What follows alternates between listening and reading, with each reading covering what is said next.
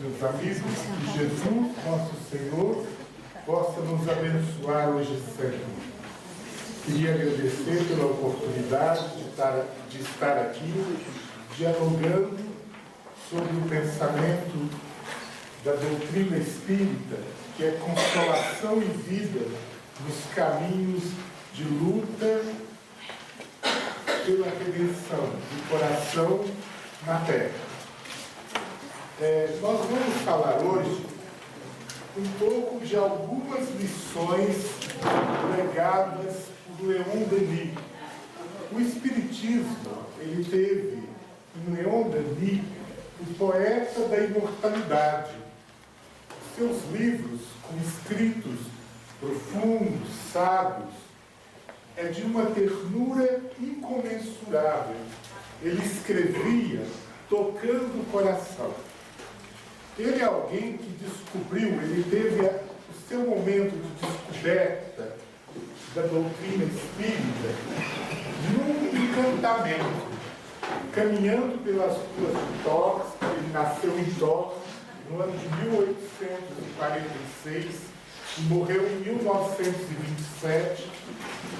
Ele viu o Livro dos Espíritos, apaixonou-se pelo livro, leu, e desde então ele passou a ser um estudioso de todos os corações, quem com mais amplidão sistematizou o primeiro desenvolvimento da obra de Kardec. Nós vamos ver que ele já tinha uma visão, ele faz uma mediação entre o espiritismo cristianizado da nossa doutrina nos caminhos do Brasil, com Chico Xavier, com a obra de assistência fraterna, com os estudos voltados para a reforma íntima, e o pensamento de Allan Kardec, que tinha uma missão disciplinada de receber os fundamentos, o pensamento organizado da fé na imortalidade, na comunicação dos espíritos, na reencarnação, na justiça de Deus. Ele tinha um pensamento que ele dizia o seguinte: não basta crer e saber, é necessário viver. É preciso fazer, penetrar na prática cotidiana as leis soberanas que iluminam o nosso entendimento. Então, nesse momento, a gente já vê uma tentativa em Leon Denis de chamar a atenção para o conhecimento da verdade enquanto instrumento de transformação da vida, enquanto instrumento de reforma do coração humano. Ele foi um homem sóbrio, discreto. Ele é um coração exemplar e ele muito atual para o nosso mundo moderno, porque é alguém que foi feliz com muito pouco. Ele era um homem pobre, estudioso, muito solitário, mas muito dedicado à fraternidade. Na sua casa, cotidianamente, pessoas buscavam o seu acolhimento, a sua orientação, a sua palavra de luz. Nós vamos percorrer a sua obra numa tática muito simples. Vamos pegar pensamentos poéticos e tentar entender. Por exemplo, ele dizia que o Espiritismo nos redimensiona a fé. O homem, até o Espiritismo, se perdia, ora no panteísmo, numa ideia de Deus que se confundia com o universo, ou de um Deus materializado em estátuas de uma fé mecânica das catedrais. E ele vai dizer: não procureis Deus nos templos de pedra e de mármore, ó homem que quereis conhecer, e sim no templo eterno da natureza. Então ele já tinha uma ideia de que a fé é uma reverência, que ele dizia que no silêncio, no retiro, o ser humano descobria Deus em si mesmo. E ele podia, então, conviver com Deus que despertava enquanto uma potência divina na consciência, inaugurando numa convivência criatura e criador, homem-Deus, um processo de purificação e de iluminação. Então ele conceitua Deus no livro Grande Enigma, que não é o primeiro livro dele. Ele escreve o Porquê da Vida.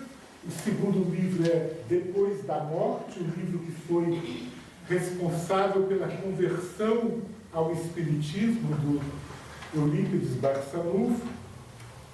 Escreve Cristianismo e Espiritismo no Invisível, o Problema do Ser, do Destino e da Dor, o Grande Enigma, Joana d'Arc, e depois ele vai escrever os livros menores, que é O Além e a Sobrevivência, O Mundo Visível, O Clero, Forças Irradiantes, Arte, Socialismo e Gênio Céltico. Ele era um amante da música e ele gostava, era um conversador. Então nós vamos ver que muita coisa que a gente conhece como um processo que nos ajuda a viver tem uma expressão muito poética. No Problema do Ser, do Destino e da Dor, ele nos ajuda a pensar a nossa vida, uma vida de provas e expiações. E muitas pessoas fogem do Espiritismo porque gostariam de eternizar uma ilusão do mundo, que é um ideal da alegria vazia. Muitos descobrem que o valor que o Espiritismo dá ao aprendizado a partir da dor contraria o espírito humano que quer ser feliz a todo custo. E eles acusam que o Espiritismo é masoquista. E a gente vai descobrir. A dor é uma punição. A dor está no destino humano como um efeito punitivo a partir do qual o homem é castigado. Ele vai dizer, a dor é uma lei de equilíbrio e educação. É processo pedagógico, é processo terapêutico, aonde o nosso desequilíbrio interno, impresso na nossa vida, através de lesões que o corpo espiritual retrata, a nossa enfermidade mental em contrariedade além do amor, necessita de ser expurgada. Então, a dor não é um instrumento da vontade divina como punição para os errados, para os vícios, mas é uma oportunidade de, através da experimentação, o homem descobrir a beleza da luz em detrimento das trevas, o poder do amor e esquecimento do egoísmo. Então, a dor ela não surge para que nós paguemos dívidas. Você diz, mas está errado. Não. É um entendimento superficial. Pagamos dívidas, sim. Mas o que é pagar dívida? Não é um monetarismo transcendente da lei da reencarnação. Pagamos porque o processo pedagógico da vida é que o homem possa, por direito inalienável de crescimento, viver as experiências necessárias para que o seu coração descubra o valor do bem e da luz. Então, quando a gente vai descobrir, o nosso amigo Edson Marques explicaria muito bem que a dor, do ponto de vista da neurologia, é uma ilusão. Então nós sofremos muito porque nós vivemos o dia de hoje como se fosse a nossa vida eterna. E a vida eterna inexiste no nosso dia a dia. Então, qualquer sofrimento é desesperador. Porque o que enlouquece o ser humano é entender que determinada situação é eterna. Quando nós percebemos que tem um dinamismo e que o sol alvorece, instaurando um novo dia, o desespero não domina o coração humano, ele administra as dificuldades, as limitações e aceita o processo de aprendizado e crescimento. Então, quando ele diz, a dor é, na realidade, uma lei de equilíbrio e educação. Toda vez que nós distanciamos da capacidade de comunhão pelo amor, através do amor, o nosso coração desequilibra em relação à harmonia do universo esse que compomos. É majestosa a presença das estrelas. Mas qualquer coração humano é tão grande diante de Deus como uma estrela que ilumina a noite sombria das lutas humanas. Nós, muitas vezes, olhamos uma flor e falamos, como é bela a natureza. Mas o coração humano, que luta e aprende, cai e levanta, experimenta e descobre, inventa-se e pouco a pouco vai aprendendo a agir como co-criador, como alguém que incorpora as leis de Deus, é de uma beleza e de uma grandeza incomparável. A flor um dia terá o privilégio de ser um ser racional que já arbitra as escolhas próprias diante do destino. Então, qual que é a dificuldade? É que a alegria, a futilidade da vida humana nos faz recusar o aprendizado da lei. O aprendizado da lei é a experimentação através do amor. Então a gente vê, eu vou pegar o sexo destino com a Marita. É um espírito em desequilíbrio, pelo desespero, diante da revolta, por ter sido estuprada pelo próprio pai. E ela, no momento de loucura, ela toma alguma medicação tranquilizante e, pressionada por malfeitores da noite, ela corre atropelada. Ela não teria condição de viver no corpo. E aí o benfeitor Félix, um espírito elevadíssimo, ora e pede as bênçãos da vida para que ela pudesse ter algum tempo de preparação para a desencarnação. E ela fica em coma durante 15 dias, sem fala, sem movimento, com muitas dores físicas, sem controle dos esfíncteres. E quando nós vemos, e há um perigo, e o benfeitor vai dizer, cuidado, não apreceis a morte, porque o que ele está dizendo ali no André Luiz? Essa dor é lei de equilíbrio. Ela está sendo educada porque ela não teve oportunidade de se espiritualizar, e retornar à pátria espiritual seria uma violência tão grande como se a gente fosse transportado para uma pátria, mas arrancado violentamente, sem aprender costumes, sem desvincular-se dos nossos hábitos. Então, essa dor, na realidade, para a gente que nos desespera, que nos revolta, na realidade não era dor, era um benefício que permitiria a ela uma lei de reequilíbrio e educação diante da desencarnação. Aí o Leon Denis vai dizer: a morte é um parto.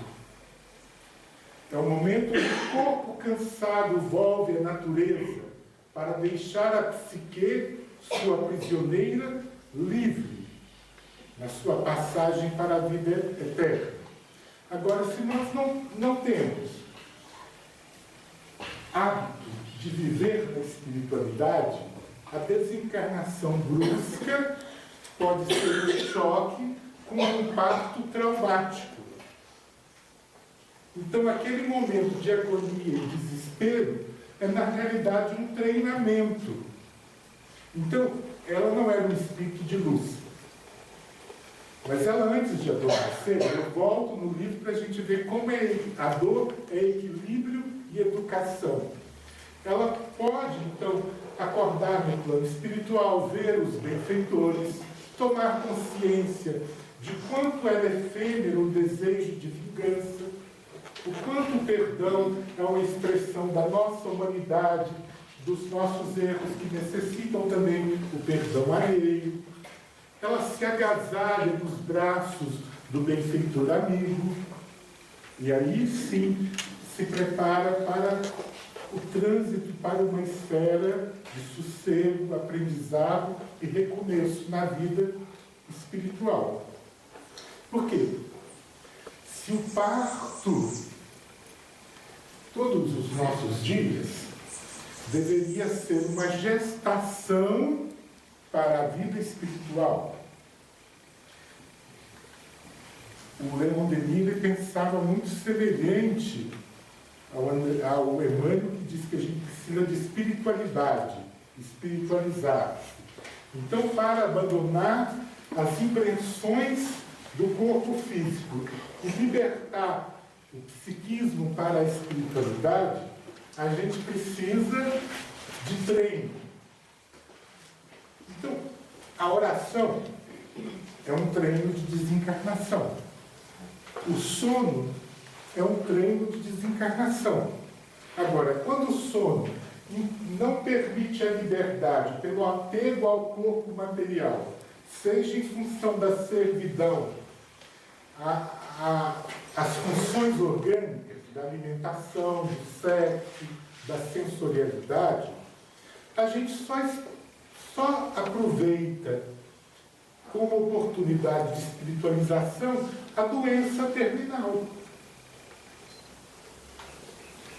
Então, assim, o lado, se a gente for pegar o Leon Denis e falar, vamos ler o que ele escreveu no Problema do Ser, do Destino e da Dor, tanto sobre morte quanto sobre dor, a gente vai dizer, se a gente não quer uma doença muito longa, a gente precisa aproveitar antes e espiritualizar, para que ela não seja uma necessidade tão imperiosa.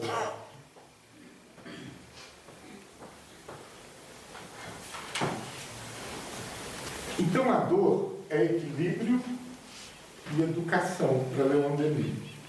Então nós vamos mostrar que o Leon Denis ele é muito atual no Ação e Reação. O ministro Duruso vai dizer que existe 3 tipos de dor na Terra.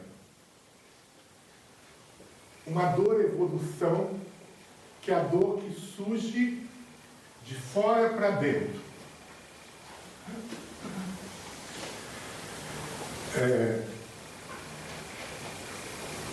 O ser humano, quando está escasso os meios de sobrevivência em determinado momento da vida, a gente sentiu necessidade de descobrir o fogo, de aprender a plantar, a navegar, a pescar. Se você não tivesse essa limitação que te leva a buscar o crescimento, que é então a dor e a evolução, são pressões de fora para dentro, que nos obriga a crescer. A dor e expiação são nódias, desequilíbrios energéticos no nosso perispírito que se exterioriza num processo natural de busca do reequilíbrio. Então, porque se nós temos determinado desequilíbrio, a gente precisa de, pouco a pouco, modificar aquela sintonia. E ao contrário do que a gente imagina, a evolução ela não tem saltos. Então, para alguém redimensionar o funcionamento interno, muitas vezes ele reaprende vivendo. Então, vamos supor, alguém que durante muito tempo usou a mão para assassinar. Então, ele, de certa forma, por um processo íntimo de desequilíbrio com a lei de amor, de respeito à vida, ele foi criando uma lesão perispirítica que vai retratar num braço paralítico. E essa dureza que vem de dentro para fora, de não conseguir mover, de não conseguir pegar, vai limitar ele numa solidão íntima em que ele vai repensar os valores sobre a vida. Vocês vão me perdoar que eu dei um exemplo muito simples, muito banal, que parece até ridículo, que é da mão só. Né? Mas é para a gente ver com clareza. Então, o Leon Denis, no Depois da Morte, ele tem um conceito de fé que é muito útil para a gente pensar o valor que a gente tem na nossa vivência. O pessoal está entrando de férias. Um longo período, um semestre de estudo. Quando a gente termina um semestre nas escolas do mundo, o ser humano tem noção da responsabilidade do peso e da oportunidade do vivido. Mais ou menos. 10% dos alunos. 90% dos alunos só vão ter responsabilidade do aprendido, do vivido, da oportunidade, quando tiver que executar algo aonde aquilo que aprendeu é importante para a sua vida. Então, ele vai conceituar no depois da morte que a fé é confiança no destino. Um sentimento que eleva a Deus e certeza do caminho. Verdades que se transformam em caminho. Não é uma verdade que muitas vezes a gente acredita em dogmas, mas essa verdade não se transforma num caminho. É muito mais um desejo da intervenção miraculosa da graça de Deus. Então, a fé para ele é confiança. Então, eu aceito que o meu destino está sendo regido pelas leis de Deus. Então, eu me elaboro enquanto alguém que confia no destino, porque confia na bênção do amor e da compaixão do Pai. Tem um sentimento de transcender-se da pequenez que somos para a grandeza de Deus. E uma certeza do caminho. Então, quando nós estudamos verdades, e nós estudamos verdades, né? Verdades sobre Deus, sobre a vida espiritual, sobre a relação entre a vida, entre o ser humano e o destino, sobre a imortalidade. Isso são instruções para que a gente transforme esse conhecimento num caminho, em escolhas no caminho. E ele vai dizer, olha, a fé é como se fosse um foco, a fé esclarecida, um foco elétrico que ilumina a estrada. Quando está em base sólida, ela te permite viver, escolher na vida, sabendo para onde você deseja conduzir os seus passos. No Invisível, que é o livro do Leon Denis, que ele se dedica à mediunidade, ele produz muito conhecimento organizado a partir dos espíritos. mas ele também organiza na observação dele conceitos primorosos sobre o pensamento. Para ele, o pensamento é criador. Mas ele diz que quem tem o pensamento, então, por exemplo, o pensamento, o ser humano é um ser do pensamento. A missão dos obreiros do pensamento é ao mesmo tempo grande, temível e sagrada.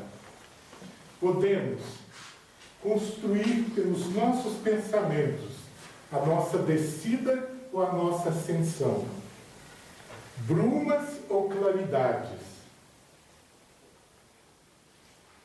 Por isso que eu digo que ele é um poeta da espiritualidade, porque toda vez que o desânimo, o desalento, a insegurança, o medo nos domina os pensamentos, a gente está criando uma escuridão, como se a gente tivesse uma vida aonde a certeza do alvorecer não estivesse incorporado no coração da pessoa.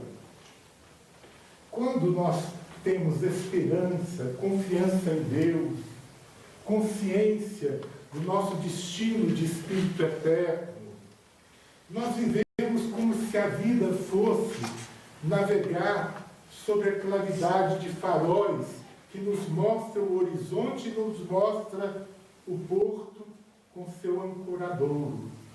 A gente não está no mar bravio.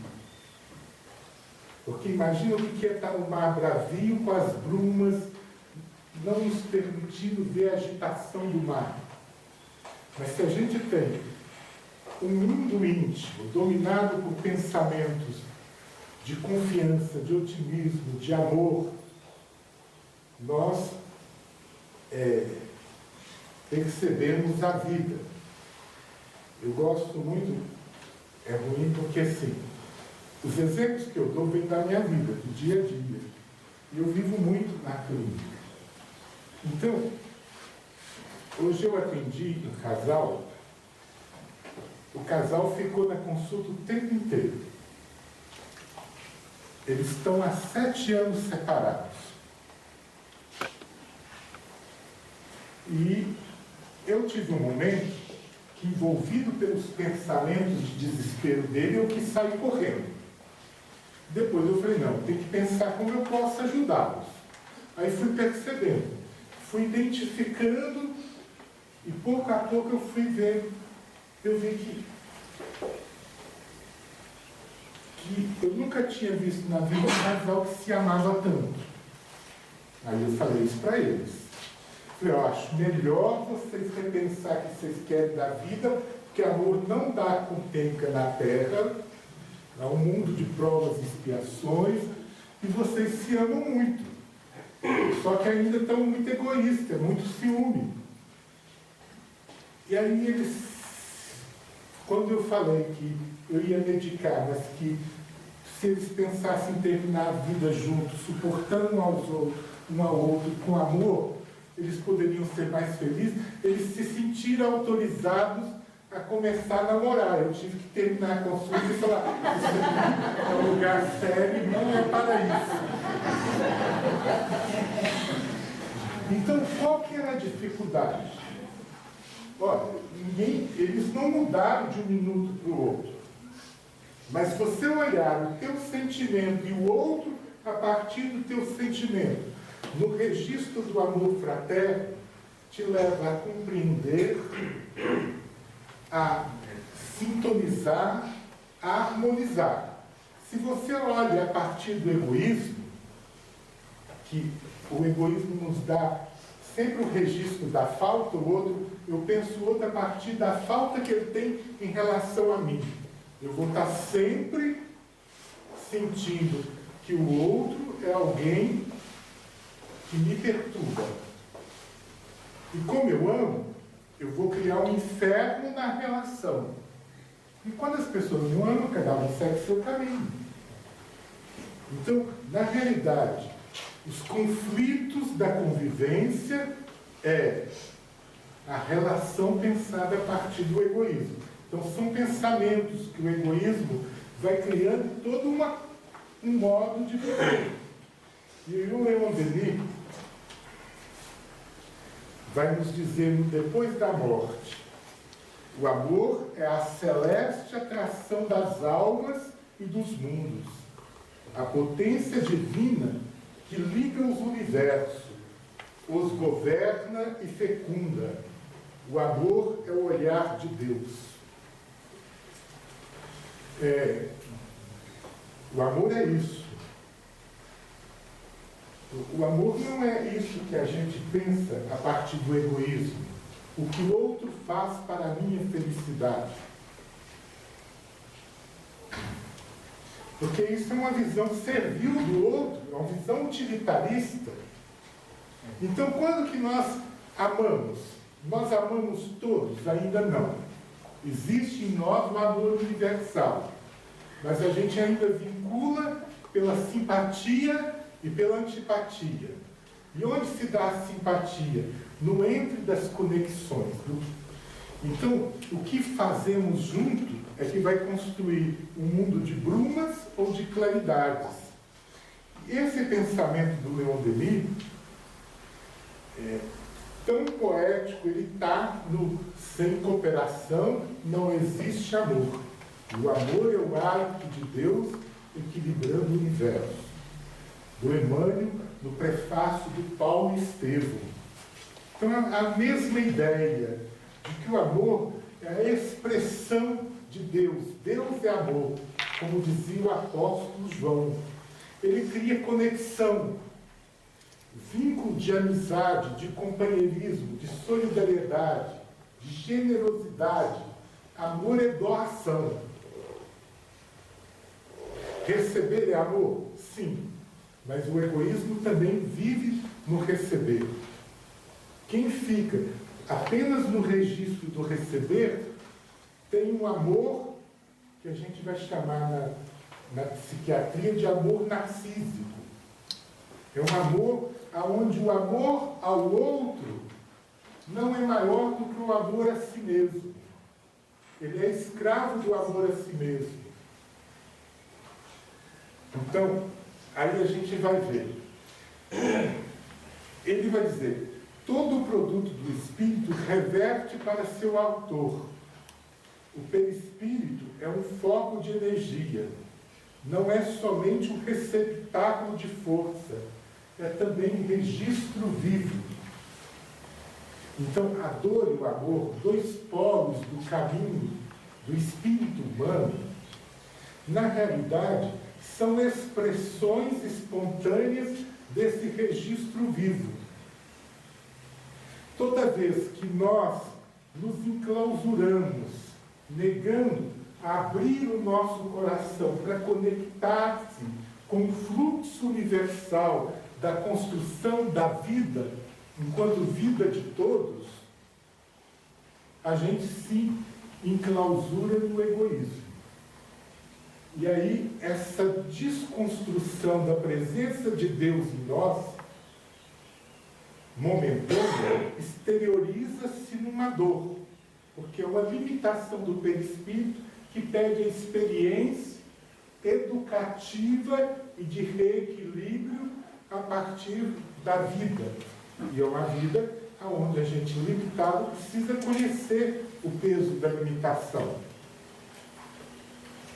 E toda vez que o amor predomina, a gente expande e se permanece em conexão com a vida, flui com a vida, vive com as forças da vida. Então, por quê? O registro nosso é um registro de carinho, de solidariedade, de amizade, de ternura, de acolhimento.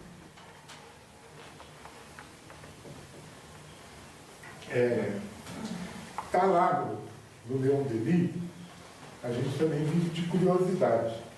Conceitos no invisível que só voltaria a aparecer com essa intensidade na evolução em dois mundos. Quando o corpo é definido como quebra-luz do espírito.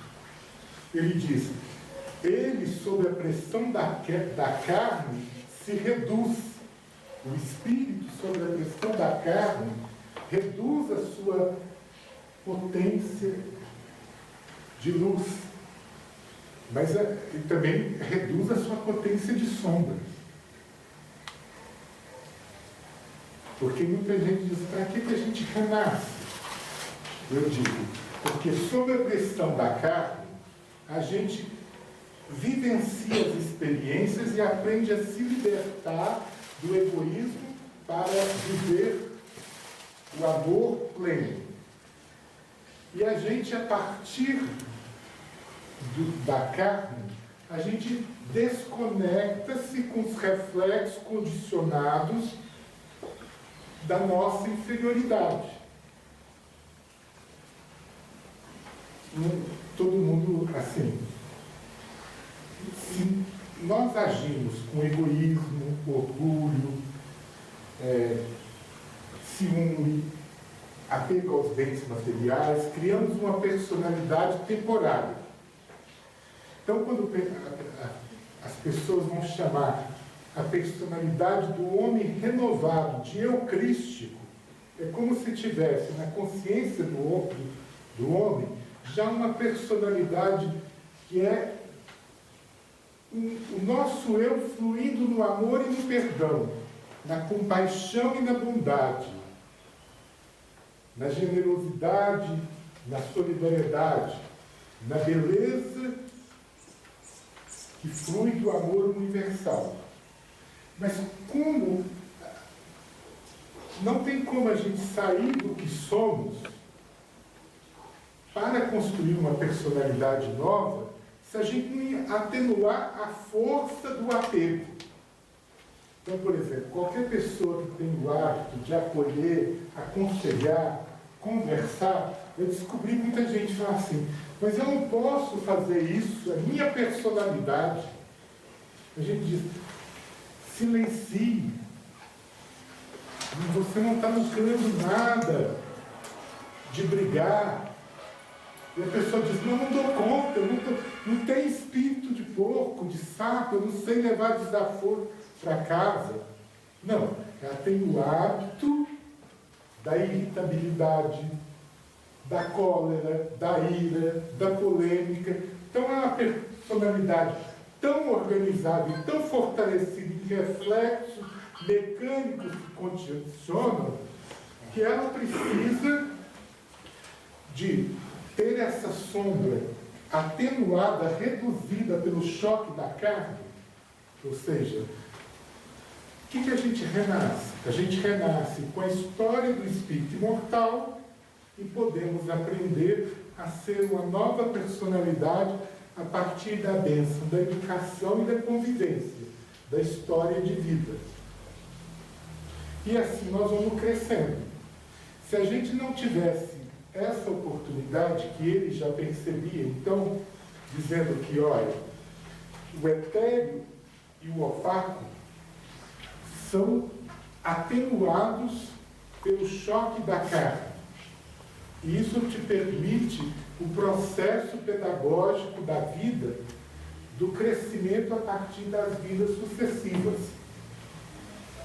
Porque, para renascer e não repetir, nós temos a nosso favor a bênção de um corpo novo, de novos valores, nova convivência.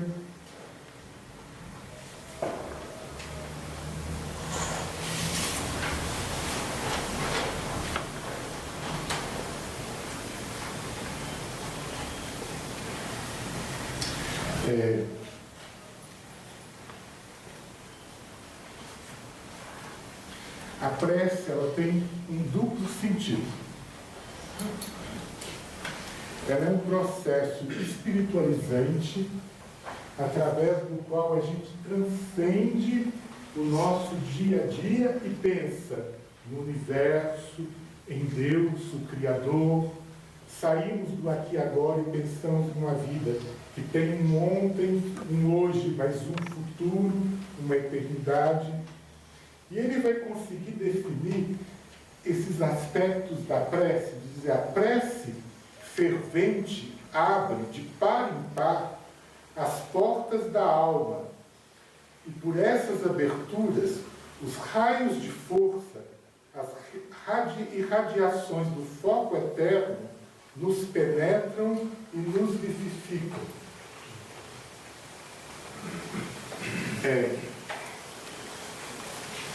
Às vezes a gente pensa assim, eu oro, e aí a graça de Deus anula a minha realidade de sombra e me dá a luz.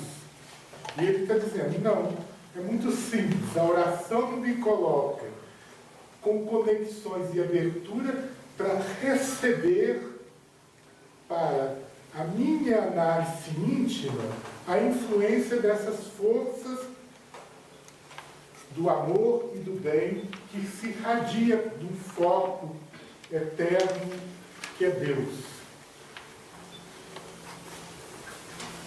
O Emmanuel vai dizer que Deus é a lei, ou seja, é a lei de amor, de perdão, é a lei de transformação, onde o bem, pouco a pouco, vai ganhando espaço na nossa vida. E por isso ele continua no grande enigma, afirmando: trabalhar com sentimento elevado, visando a um fim útil e generoso, é ainda orar. O trabalho é a prece ativa. Então, quando nós oramos, nós recebemos influências iluminadas que nos permitem renovar o nosso mundo íntimo. Quando nós trabalhamos, é como se a gente estivesse fazendo uma prece sem palavras, com atitudes. A gente está criando um movimento do caminhar para uma prece. Então, o que acontece? Por que às vezes a nossa prece não é escutada? É porque durante a nossa palavra de conversa com Deus, a gente pede luz. Depois, vivendo nas 23 horas e 30 minutos restantes, convivendo, trabalhando, a gente pede sombras. Então aquela força inovadora da prece fica anulada pela nossa repetição, pelos atos da vida, no qual a gente se desliga da ação de Deus.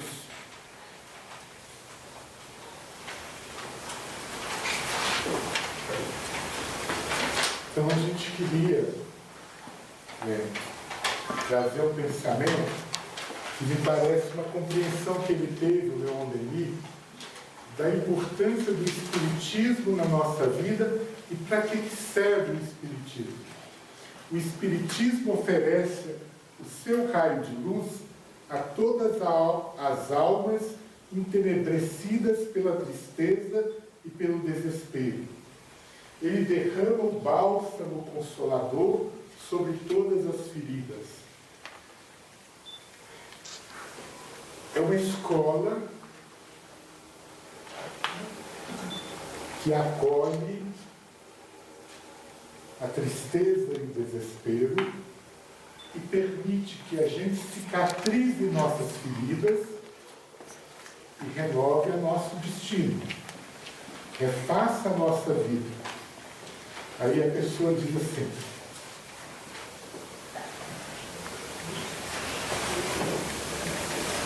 mas e a pessoa que é feliz? Então não precisa de espiritismo? É possível ser feliz num lugar onde tem dor?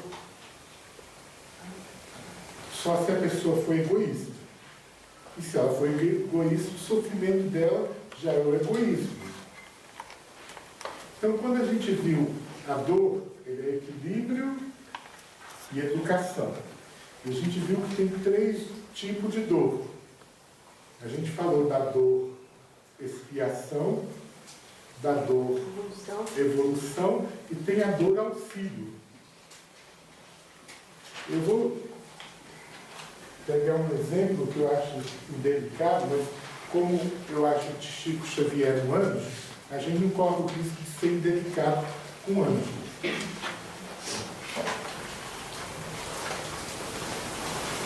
Se a gente for pensar que o perispírito é um reflexo, é um retrato, que a doença é um processo muitas vezes que externa ou a dor evolução ou a dor expiação, a gente não vai conseguir entender por que o Chico tinha tanta doença. A gente pode entender no começo, mas por que parece que as doenças só aumentaram? Então o conceito de dor-auxílio é um conceito que diz assim: se em determinada situação nós precisamos de impedimentos em áreas para que consigamos maior intensidade, a dor-auxílio vem e nos protege. Então a gente tem dor-auxílio quando, por exemplo, para que não fiquemos muito desamparados,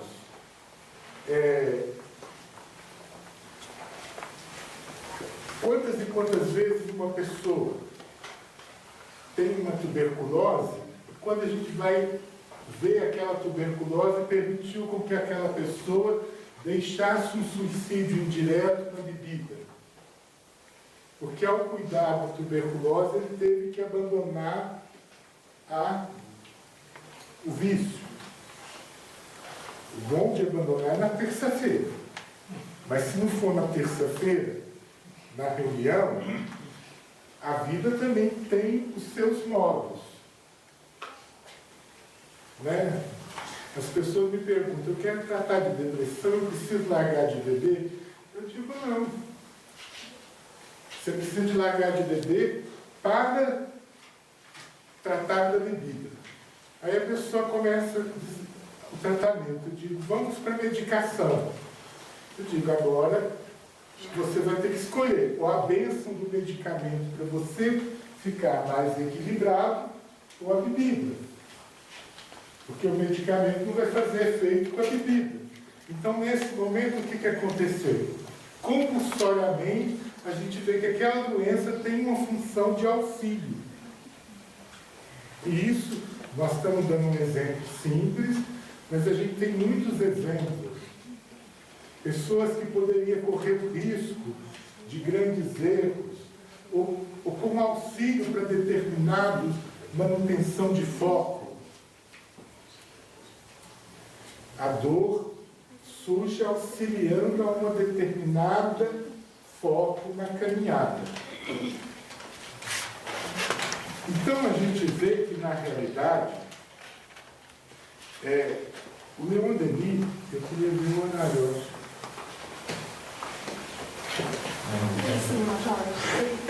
Oi? Sim, nós vamos encerrar. O Leon Denis, eu queria colocar ele como alguém que é muito caro ao nosso coração. Por quê? Era um espírito altamente iluminado, mas altamente humano. Mas ele transformava as suas paixões humanas em caminhos de espiritualização. Então, nós vamos ver a obra dele com o Depois da Morte, o Grande Enigma, o Problema do Ser, do Destino e da Dor, Cristianismo e Espiritismo, Joana d'Arc, No Invisível. Mas depois você vai ver as obras menores, além dos textos na Revista Espírita, em que ele vai explorar suas paixões. Então ele era um apaixonado pela história da França. Aí ele vai estudar as relações entre celtas, entre o pensamento celta e o espiritismo. Ele tinha muita inquietação e ele tinha um amigo. Ele escreve o Socialismo e Espiritismo chorando com a morte de um amigo que desencarna na luta política. Então ele estuda espiritismo e socialismo. Ele amava a música, era uma pessoa que tinha muito pouca alegria. Ele ficou órfão muito cedo, vivia sozinho, com tarefas, e ele amava a música. Então ele estuda espiritismo e arte. Né? Então a obra dele é também, de um lado, ela nascia das dores que a vida colocava, da experiência dos estudos espíritas e de um desejo de transformar as suas inquietações em conhecimento. Então, nós queríamos, colocar aberto para a gente dialogar. Eu falei demais, não devia. Você tem a primeira pergunta. No seu entender, por que os espíritos, nós espíritos, estudamos tão pouco no mundo? Tem espírita que nunca ouviu falar.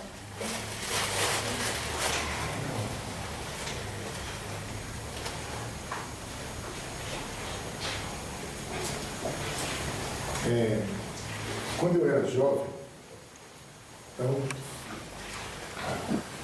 antes da Casa da Cultura, antes do Caibá Schuder, antes do Emmanuel, tinha o Serviço de Difusão Maria Dolores e a Banca do Livro e o Clube do Livro.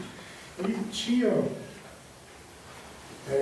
um pensamento que era muito do Serviço de Difusão Maria Dolores, que é se desejas entesourar os valores da própria emancipação íntima à frente do universo e da vida, precisas estudar. Eu acho que a primeira resposta é o seguinte: estudamos pouco quase todos os autores. Então, eu vou chegar no que eu penso. Mas, por exemplo, no Portal da Luz, que é um curso sobre o Espiritismo, Pensamento em Vida, que é um curso sobre a mente, sobre o funcionamento mensal, Leis de Amor e o Consolador, que são estudos organizados a partir de inquietações e perguntas humanas, do Emmanuel. Os livros do Emmanuel comentando a codificação são poucos estudados. Agora, eu acho que eu vou responder, gente, porque eu acho que um risco que a gente precisa de cultura que nos permita um refazimento. Eu sinto que o editorial predominante do Espiritismo tem sido publicações para refazimento. E o Leon Denis, apesar de poético, é alguém que tentou desdobrar ou refletir a obra de Kardec pensando no estudo para a vida, para a transformação do cotidiano. Então, eu estou imaginando que a gente estuda um pouco Leon Denis, porque ele é um autor que está falando muito mais das lições do Espiritismo para a vida cotidiana. E às vezes o romance, e principalmente às vezes um romance que não tem tanta identidade, faz um refazimento melhor, embora com o poder de provocar menos a reforma íntima, a mudança interior. Não sei.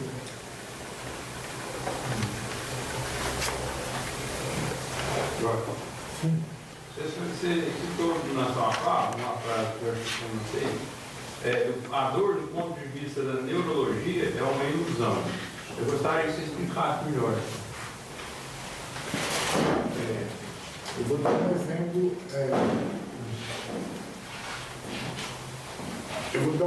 Que para mim é o mais fácil de chegar lá, que é o seguinte: o pessoal da Gestalt, que aí nós estamos depois da neurologia, eles descobrem que a dor de cabeça só nos perturba tanto porque a gente, sem perceber, concentra toda a nossa atenção naquele incômodo.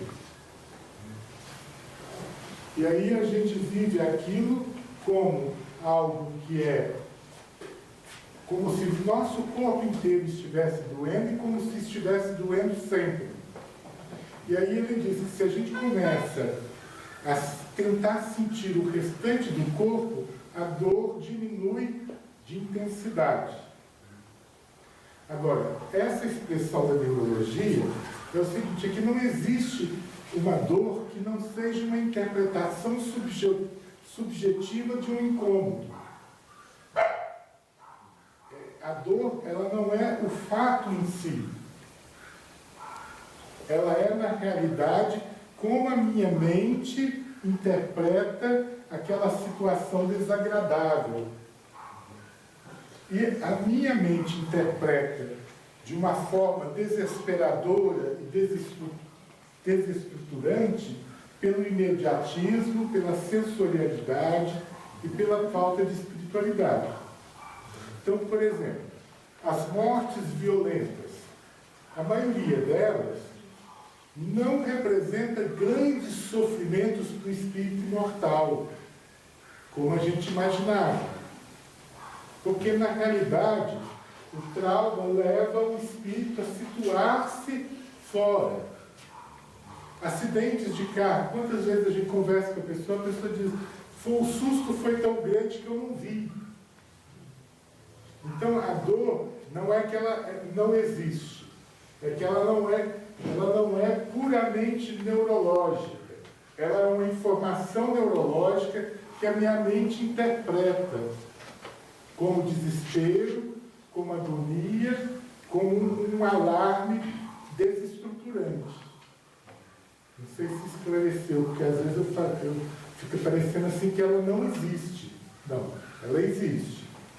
Mas como eu a sinto, ou como cada pessoa sente, já é uma relação da mente. A mente a inventa com as informações que recebe. Porque dor de dente existe mesmo. Existe. Né, Marlova? Tem mais dentista aqui? Eu entendo, como que disse assim, que a dor é uma ilusão. Eu penso assim, que o mesmo fato, o mesmo fenômeno, é sentido de forma diferente, intensidade diferente em diversas pessoas. Às vezes o mesmo incômodo para um desespero muito grande, uma dor, né, alucinante, para outros é enfrentado com mais tranquilidade, com mais serenidade. Então é uma ilusão exatamente nesse reflexo que muda a intensidade de pessoa para pessoa, o mesmo fato. O mesmo fato. Por isso a gente tem a Meimei, que é um espírito tão bondoso, que ela diz assim, se você já suporta com heroísmo o câncer, não se irrite com um irmão que ainda se desespera com a unha encravada. A dor de cada um é a sua dor. Porque a gente pode usar esse conhecimento para fazer a gente viver com uma coragem, com a bravura, mas também, se a gente não tomar cuidado, a gente pode ficar insensível. E o que a gente deve fazer é aumentar a nossa compreensão na medida que o outro sofre e aquele desespero dele é a dor dele. Independente da gente achar, que a gente às vezes acha umas dores menor do que as outras, né? Eu tenho um amigo, que é amigo mais da Lu, a Lu que gosta muito dele. Eu perguntei se você está bom, Luiz? Estou. Mas o mundo não gosta. Eu falei, de que o mundo não gosta, meu filho? Ah, o mundo não gosta da gente progredir, doutor Jorge. Eu falei, por quê, meu filho? Não, gosta. Não, não gosta. Eu fiz a barra. Está todo mundo falando que eu fiquei vaidoso. Que eu estou pedindo esmola, mas que eu estou com vaidade. Mas eu gosto de progredir. Ele é um espírito tão sensível, artista, morador de rua. Não bebe, não usa droga. É o karma dele, a luta dele. E um dia eu bati, a porta bateu, e ele falou, doutor Jorge, vem cá. Eu falei, o que aconteceu que ele não pediu a moeda dele, né? Aí cheguei lá, ele falando, estou desesperado. Entraram na minha casa e me roubaram os documentos. E eu já vi ele passando frio, passando fome, e nunca vi ele tão desesperado quando ele... Agora eu sou um homem sem identidade. Eu falei assim, mas o que ele quer a identidade dele? Mas ele se sentiu violentado. Na casinha dele, onde ele mora, não tem porta. E aí ele foi pegar um leite, no bar, roubaram a malinha com os documentos dele. Para ele, esse desespero, eu nunca tinha visto ele tão sofrido. Então, a gente tem que estar aprendendo. Cada dor, a gente tem que entender no valor que aquela dor tem para a vida da pessoa, para ela. Tem um significado próprio.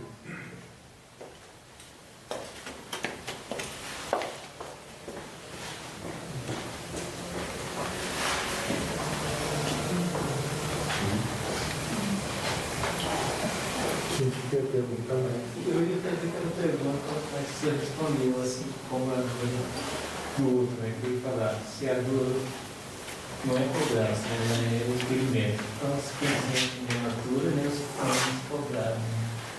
Tem menos experimentado, mas assim não estamos experimentando ainda.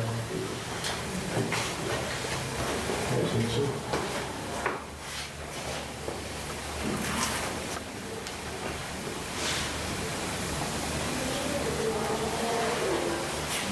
Mais uma pergunta para o Jorge? Jorge, assim, a gente vê a psicologia, a psiquiatria estimulando o ser humano a buscar satisfação, a realização dos seus sonhos, né? Na busca da felicidade, a gente vê isso. E a gente vê também a religião falando assim, que é preciso se esquecer de si mesmo, né? Para a gente se libertar das nossas mazelas, dos nossos apegos.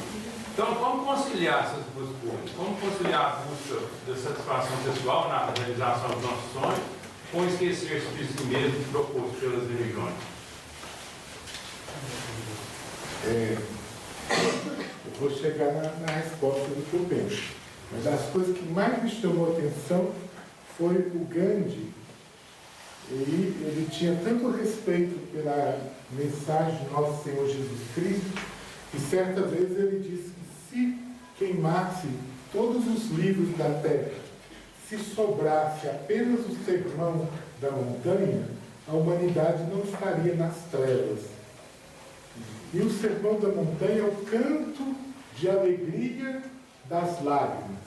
Bem-aventurados os aflitos, porque serão consolados. Bem-aventurados os pobres de espírito, os puros de coração. É um canto que canta a alegria da lágrima e a grandeza da simplicidade. Eu fui vivendo, e eu tive grandes amigos na vida. Um amigo nosso, meu, seu pai, era o Dr. Lineu Biziari. E o Dr. Lineu era um espírito muito temperamental. Só que ele foi amadurecendo e a vida foi educando, ele foi vivendo. E aí, um dia sentado, alguém ia falar mal de uma pessoa, eu pedi para a pessoa não falar porque ia estimular a ira dele. Aí ele olhou para mim, fez um carinho e falou, não ligo não. Descobri que a pessoa só estava num caminho diferente do meu. Aí, comentamos e tal, aí quando ele ia embora, ele falou, Jorge, tenho aprendido que para a gente ser feliz é preciso diminuir as nossas expectativas sobre si mesmo e sobre o próximo. Então, quando a psiquiatria e a psicologia diz que é preciso ser feliz, eu acho que ela está correta. Só que a religião não falou que é preciso ser infeliz. Então não é uma opinião contrária à religião. É uma opinião que está incompleta porque a religião acrescenta. Observe quais são os móveis da sua alegria, para que a sua alegria não seja apenas uma ilusão passageira que acordará no desespero e na dor maior. Então todos nós podemos procurar as nossas alegrias. Agora, quando a gente vive buscando uma alegria que dura 1 minuto, a gente está investindo, às vezes, um capital muito grande de dinheiro, tempo, energia, vida, por algo que é muito fugaz e passageiro. Quando eu era jovem, menino, né, a gente ia lá para o Chico Xavier e tinha o nosso amigo, o tio Chico falava que era a reencarnação do Bismarck. E ele ficava lá, muito humilde, com deficiência mental, e ele ficava conversando com a gente na fila e falava, a gente precisa de muita amizade. E um dia ele acabou falando, porque senão a gente não aguenta a guerra. Por exemplo, o recurso da simpatia, da amizade, é um tesouro que serve para quase todos os projetos humanos. E é uma felicidade que às vezes só quando a gente está na solidão que a gente valoriza. Quantas e quantas pessoas não percebem que dedicou a paixão um quanto de energia e dedicou tão pouco à amizade? Então, a grande questão, eu acho assim, qual a felicidade? É a felicidade nascida de uma consciência da alegria que desejamos? Porque, por exemplo, a alegria, e aí eu vou dar exemplo de coisas muito lúcidas. No Missionário da Luz tem um senhor que tem uma cirrose. E ele tem uma cirrose porque ele era um espírito muito nervoso. E ele teve uma vida de recusa do nervosismo. A psiquiatria dizer, libera. Porque ela está olhando só a dor dele, não da esposa dele, do cachorrinho dele, dos amigos dele, dos filhos, que aguentar o nervosismo dele. Então está vendo uma dor pessoal. Agora, a cirrose para ele era uma santa alegria dentro da história de vida, porque ele se conteve, inclusive na transição ainda de espírito imperfeito, com desequilíbrios fluídicos, porque lhe custava muito esse esforço de evolução.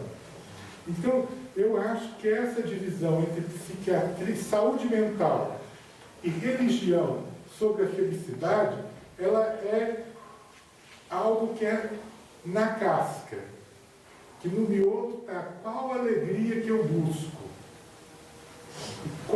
e qual o valor dessa alegria diante da eternidade. Então, você tem religião punitiva e repressiva que recusava qualquer alegria. E o Espiritismo vai ter um controle que é o seguinte, qual alegria que deve ser recusada?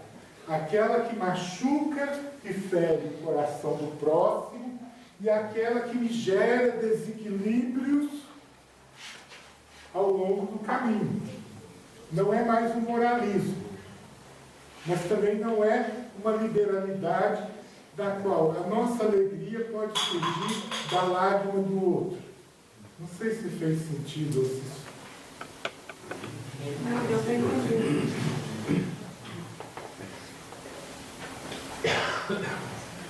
Gente, mais alguma pergunta? Eu queria. Sr. Jorge, é o seguinte, o senhor falou que Deus a gente encontra assim na natureza, né? Então, eu sou assim muito de orar de madrugada, porque eu sou insônia. Então, eu busco assim, para mim as estrelas, o pôr do sol, a lua cheia. Eu falei, acho que eu fui bruxo na outra encarnação. Então, eu recebo toda aquela energia, aí depois eu tenho que expandir, porque eu fico assim meio longe, sabe? Então, tem que eu oro para todo mundo, para os velhos, para as crianças, para os doentes, aí eu melhoro, aí eu parece que eu volto, normalizo, né? Mas então, com as pessoas, porque Jesus diz, ninguém vai ao Pai senão por mim.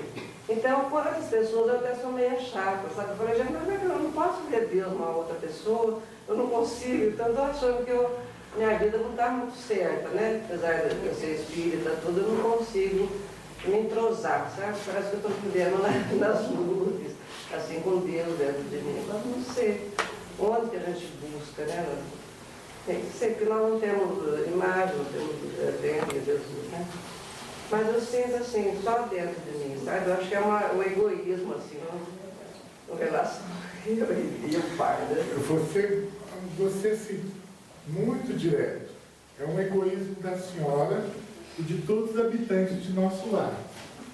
Porque os ministros, a ministra veneranda, que é um dos espíritos mais evangelizados que tem no nosso lar, ela constrói cenários com flores para conseguir manter a espiritualidade. Então, a senhora está contando um segredo não é um segredo só de bruxa, é de bruxa, mas é também um segredo espírita, que a mediação entre nós e o amor de Deus se dá pelo belo, pela natureza. Aprender a contemplar a natureza é aprender a sair de si mesmo e colocar-se em relação com Deus. E aí é que a gente vê, quando ele fala aqui que a fé, ela abre abertura dentro da alma da gente para receber as luzes do foco eterno que é Deus. Deus não se mostra, na nossa compreensão de espíritos, ainda em evolução, mas aí eu queria chamar a atenção que a evolução pega também Emmanuel, os ministros de nosso lar. Ele se mostra através da beleza da natureza, é o pôr do sol, as flores, é a natureza. Tanto que a gente vai ver a diferença entre as zonas do nosso lar e do libertação, as zonas das trevas, do ação e reação, é porque ela é uma natureza sem beleza. Então eu não acho que a senhora está colocando um problema pouco importante, não. Porque muitas vezes o que aconteceu? Antes a gente tinha imagem. E com a imagem a gente conseguia um estado de prece. Hoje a gente sabe que a imagem é só uma mediação. Então a gente vai chamado a orar no templo da natureza.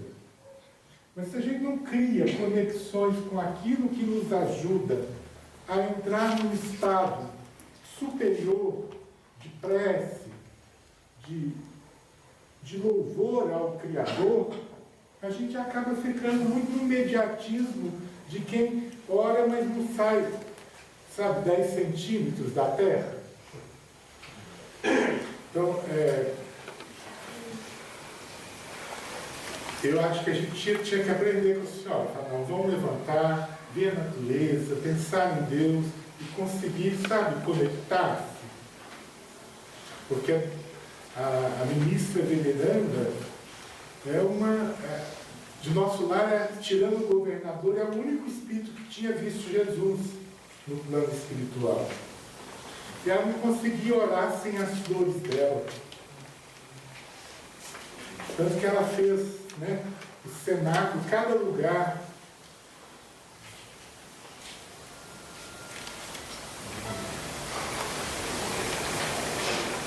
Gente, nós vamos caminhando no nosso encerramento e a Andréia vai agradecer o Jorge por nós e depois a gente vai dar para Oi? Eu vou até te perguntar o que você imaginou quando você viu a primeira vez.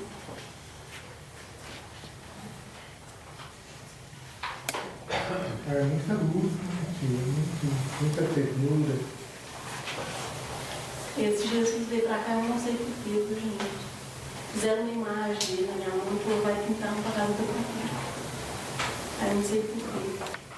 Aí uma amiga minha falou que ela pintar pra você. Eu falei, não vou falar o nome dela aqui. Mas já estava escrito, ela foi intuída. Sabe por que ela foi intuída? Aí saiu esse que eu ganhei de todo mundo aqui, tá? Eu fui legal. E ele foi fluido assim.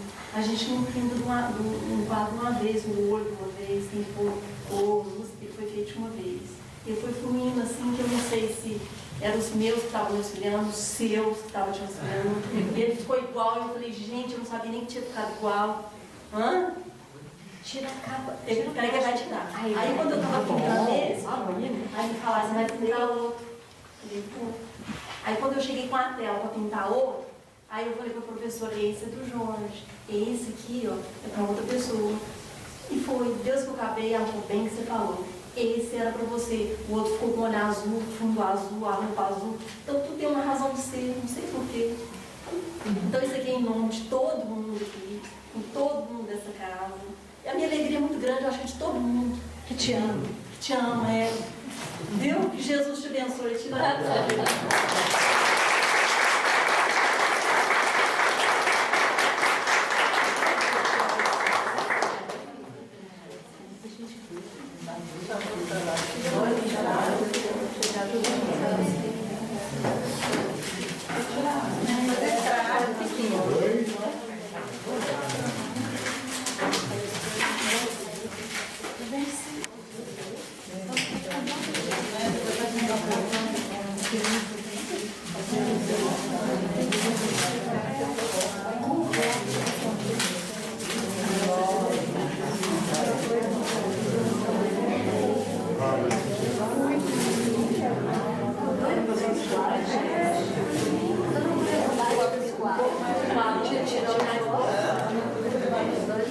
que maravilha, gente.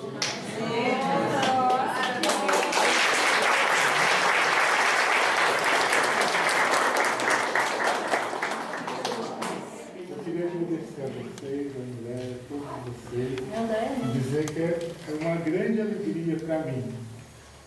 O Jesus que vai ser uma lembrança também da fé que é tão firme na nossa vida. Tá?